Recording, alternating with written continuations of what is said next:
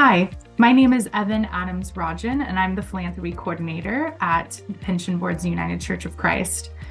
I'm here today to introduce the Together for Tomorrow campaign. Ministerial assistants and the National Ministries of the United Church of Christ, together with conference partners, are partnering with Free Will to offer accessible and easy-to-use will writing tools. We're offering this tool because nearly 2/3 of people do not have a will. And through Free Will, you can ensure the safety and care of the people, the communities, and the ministries that you cherish. The legacy we create reflects the faith and values we hold dear and the impact that we have had on the world during our lifetime. Have you considered what you want to pass down to future generations? Do you have a plan? Hear from Reverend Dr. Paul Ramsey, Director of Church Relations and Philanthropy at the Pension Board's United Church of Christ, and Reverend Andrew Warner, President of the Wisconsin Foundation United Church of Christ, about leaving a legacy and planned giving. One thing I love most about Free Will is it's free, and it's a wonderful tool. You don't have to make a charitable donation. You don't have to give to one of the UCC initiatives, although as fundraisers, we love that idea. I'm really grateful for ministerial assistants for making the resources of freewill.com available to our local congregations, our conferences, and all the settings of the United Church of Christ. This set of tools really makes it easy for people to create their own will or estate plan. Many of us have had family members who have passed without that peace of mind, without the affairs in order, and the simplicity of this tool and the ease of use makes it so you can give that gift. And that's why we've made that investment, and that's why we have the partnerships that we're forming. You know, when Pension Board's ministerial assistants made this investment, we made it for the entire church, the national setting, the conferences, local church pastors, church workers. But I think more than that, we're making an investment in the people who form our faith communities. The National Ministries and the Pension Boards invite you to join Together for Tomorrow, a shared legacy campaign for the benefit of the United Church of Christ community. Many members of the United Church of Christ include planned gifts as part of their estate plans, as an expression of gratitude, in support of lifelong values, or to further the missions and ministries that they hold dear. We're calling this initiative Together for Tomorrow, and I really like how this captures what we're about in this work. We're together in this work. We're doing this across the United Church of Christ. And we're thinking about tomorrow, how the gifts that we have can be a blessing to the future. When I engaged my own estate plan, I really wanted to think about the communities and the people that have touched my life. I wanted to take care of my kids. I wanted to take care of places that had really had an impact on who I am. It was an expression of my gratitude and really my hope for the future that these places could continue and be strong and vibrant. I love this ability that we have now to be together and to be hopeful for the future of tomorrow. As part of Together for Tomorrow, the Pension Boards is proud to offer Free Will, an easy-to-use platform for writing and updating our wills. Please consider creating or updating your will today and including Together for Tomorrow as a beneficiary. Your planned gift to ministerial assistants, to the National Ministries, to your conference, association, or local congregation can help secure the United Church of Christ for generations to come. Chris Hall is our Free Will strategist. He's going to talk about how easy it is to use Free Will to write and update your will. My name is Chris Hall. I'm your partner success strategist. I lead our faith team here that works with all our faith partners. But go to freewill.com, click Get Started, and as you get started, it'll just ask some basic information. You can also use this if you write in test anywhere in your name. Our system will know to invalidate it. So you can go in and make a test as well. But it'll ask some basic information to create your Free Will account. That way if you ever wanted to make changes to your will or your trust or anything, you could log back in and do that. And then it'll need a few more basic information things just to know, one, that you're of legal age to be using this, and then also to know the city and state that you live in so that we can make sure our documentation matches the laws of the state that you live in.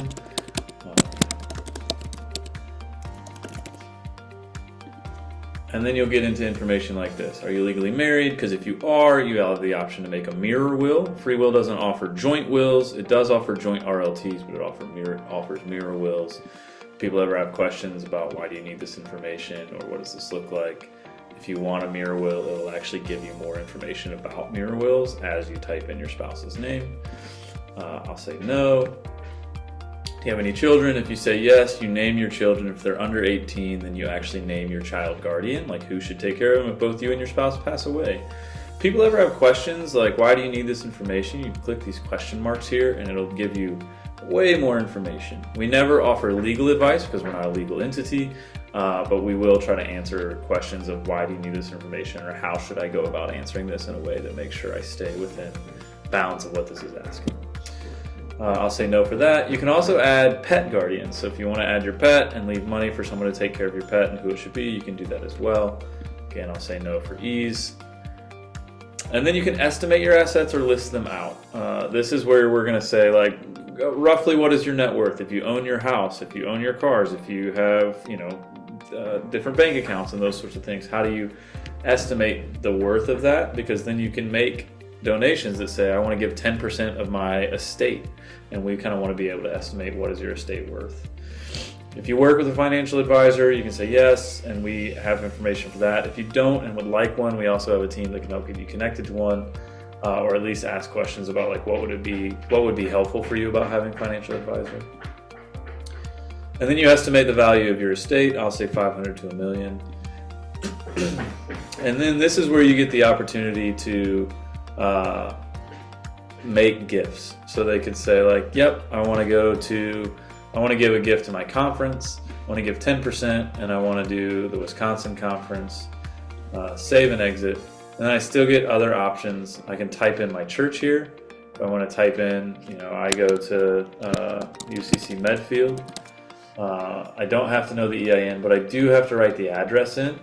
And then I can also leave either a fixed cash amount or a percentage to my church as well. I can give to the Christmas Forever Fund or the National Ministries. And all of these buttons are editable as well. Once you say you're good, then we'll ask if we can share your information with that nonprofit. You can choose to be anonymous or not. We'll save and continue. And then you have to make sure that you're giving away 100% of your estate when you die. So either it needs to get like 10% will go to Wisconsin. I could then say, yep, give it to Finley Hall, my son. Typically it'll be your spouse, but this has to add up to 100% before we let you move on to the next stage. Then you can do secondary beneficiaries. So if I say leave it to a charity and add a charity here, I can click sort of any charity available, but I can also create a custom plan and add people or charities or leave it to Finley Hall's descendants. So those are different options there. I'm going to say just leave it to descendants for now. And then this is takers of last resort. It used to be called the rapture clause. Essentially, this is like if everything disappeared that you knew and loved and you were gone, your whole family was gone, who would you give it to? Again, I'll just say leave to heirs. And then the rest of the tool, you're going to review, yep, this is how I want to leave my gifts. Then you can add specific gifts, grandma's china. If it's a farming community and they've got plots of land that they need to donate in certain ways, they can do that here. Save and continue. Funeral wishes, who's going to preside over my funeral? What songs would I like to sing? Are there any specific instructions? And then also I can still add a charity here that somebody could say, yep, I want to give to my conference or National Ministries or Christmas Forever in my church, those sorts of things. So we want to make sure that your gifts show up well there. I also want to highlight here, we try to help people understand within these specific gifts. If it was like, hey, I want to pass on my truck or grandma's china or whatever, we try to answer, are there specific gifts that can't be passed on through a will? And those are more like, they're going to be more like your insurance policies or your 401k that you have to name a beneficiary, which we also give you an opportunity to do at some point in the flow. So save and continue. If you try to ever go past something that you can't, you'll see these little like star markers. If I don't have an executor, it's actually going to say, hey, you've got to give an executor for your will. So for right now, but easy for use, I'll do my child. Then you can have digital executors these days because you might say, hey, my spouse should be my executor, but digitally everything that's online, my kids should be more in the know on that. You could add different digital executors. I'll say no for ease of use. And then, would you like to include a no contest clause? We're going to start getting into some of these legalese questions. No contest just means that if somebody tries to contest your will and they're in the will, they're actually forfeiting all rights to the gifts that you said in the will. It's trying to make sure that no one contests your will, essentially. I'll say no. You can do a self-proving affidavit, in the presence of a notary. This is supposed to also reduce the burden of your witnesses. You can learn more about it here. I'll say no for ease. Would you like to give? This is only in 5 states, I believe: Illinois, Missouri, Texas, Louisiana, California, Nevada. You can do independent administration. Again, they're trying to keep it out of the courts as much as possible. If you don't understand why we're asking the question, this question mark comes up over here, and you can say nothing or you can say no. This is fun. You can attach a personal statement. So this is where you could really just write out your testimony, something you want read to your family at your funeral, or just things you want them to know about your life. It's not legally, binding in any way. It's just something that we added, especially for our faith partners to be able to pass on their values and their faith after they're gone. You can say no to that. And then you get to review all of your responses. So if you're walking through and you go, oh no, I forgot to put my pet, you can just click edit. It's going to take you right back to the pets. You can also navigate up here at any time and get back to any of the portions. So just by clicking, through here. So I'm going to review it. Everything looks good. Save and continue. Now I get to the point where, one, I have contact information if I have any questions. I can download a point summary if I just would rather take everything I just collected and send it to a lawyer and work with a lawyer. I can notify my nominees, sign it in front of witnesses, and then you also have the opportunity to do an advanced healthcare directive, a financial power of attorney, and for your 401k and your insurances, those sorts of things, you can create your beneficiary plan. So now you need to list out your assets, add an asset, name your beneficiaries. When you do that, we'll actually give you all the information. If you said, hey, I've got stock accounts at Fidelity, we'll give you all the contact information Fidelity to make sure you can reach out to them and name your beneficiary for those accounts. You can download your will. Once it downloads, you'll see it. Just give it a second. You click here. I'll open it up. The first few pages are going to be pages from us, cover pages that tell you, hey, make sure that you find 2 witnesses, read it carefully, use black ink or blue ink. Depending on where you are, it's typically black ink. Be careful not to remove any staples from your will or allow pages to be ripped. Notify your executors, keep it in a safe space.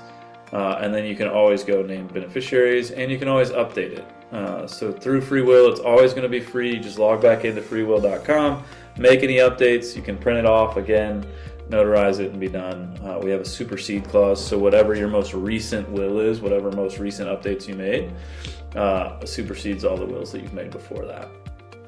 And then it just gets into the documentation of it here. It's very clear where you need to sign. Down at the bottom, it's going to be clear where your witnesses need to sign and where you talk to a notary and make sure that all that's done. So that is our will tool, kind of in a nutshell. Now let's hear from Dr. Emma K. Ledbetter. She is a member of First Congregational of La Crosse in Wisconsin, and she's going to talk about how easy it was to use free will to ensure her legacy and plan her gifts.